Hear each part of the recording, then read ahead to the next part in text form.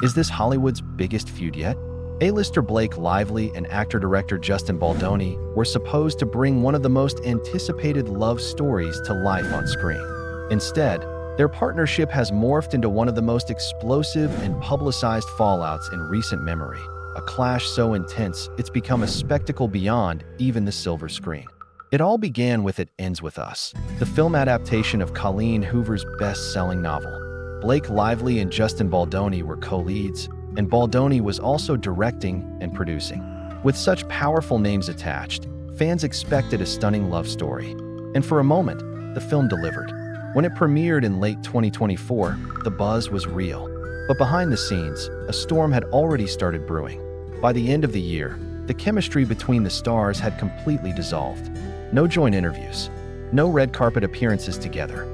The Hollywood press smelled something deeper, and they were right. In a move that shocked the entertainment industry, Blake Lively filed a formal complaint with the California Civil Rights Department, alleging sexual harassment and claiming that Baldoni had created a hostile work environment on set. The accusations were detailed and serious, suggesting that what was marketed as a heartfelt romance was hiding a toxic production behind the camera.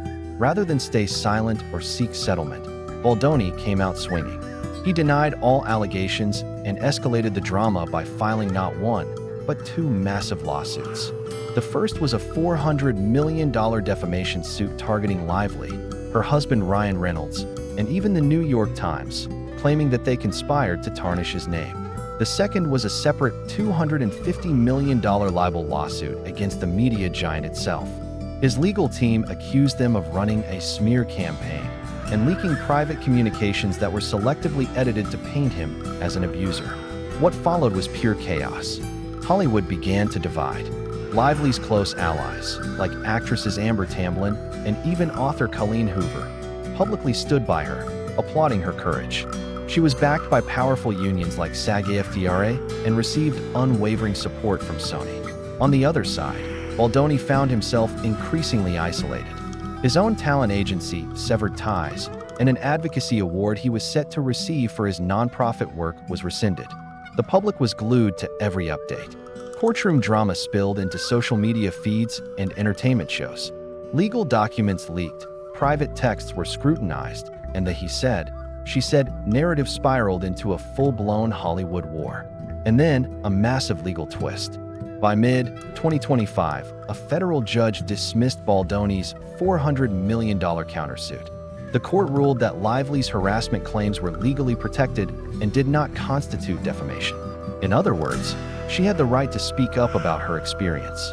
Baldoni's team responded with vague threats of further discovery, but the judge's ruling struck a major blow to his credibility. Lively, emboldened by the dismissal, took off the gloves.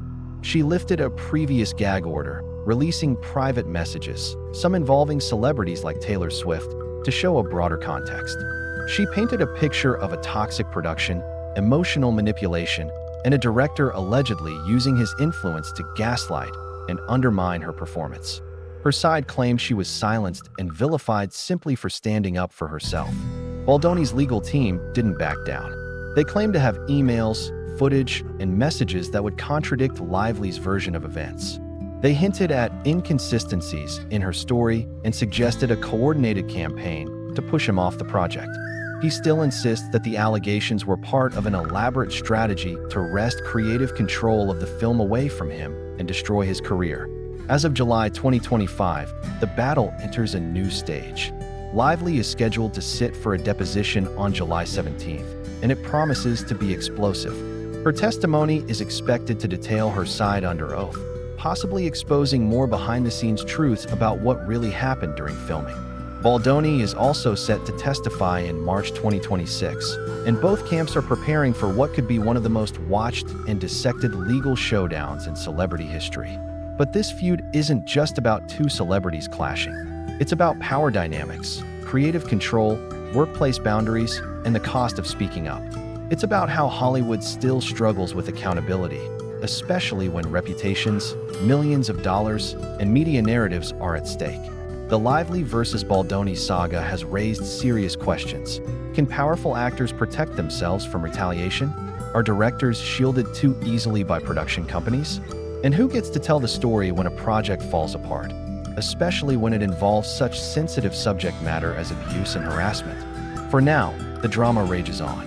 Fans are split, Hollywood is divided, and the court of public opinion is louder than ever.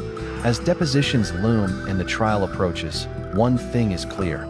This feud is no longer just a tabloid headline. It's a cultural flashpoint, and it's far from over.